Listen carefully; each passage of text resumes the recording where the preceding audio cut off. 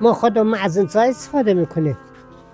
این سریلانکا است، 20 دقیقه دم میکشه، نجوشه ها، به دم بچشه. چای خوبه، از هر طبیعیه، اسانس نیست. من چای میفروشم، پاکت نمیفروشم. پاکت را زیر وزنه میذارم.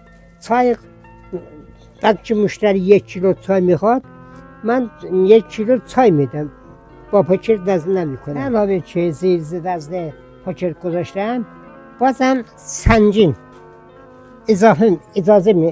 اضافه میدم. ببین کم فروشی نهایت بی‌ادب است. آدمیزاد اگر بی‌ادب است انسان نیست.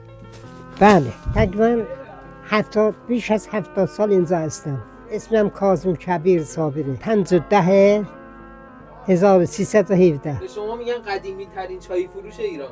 راست میگم. demek olmaz. Küsüp geçse de qaytarmaq olmaz. Gördüğü yadına geldi.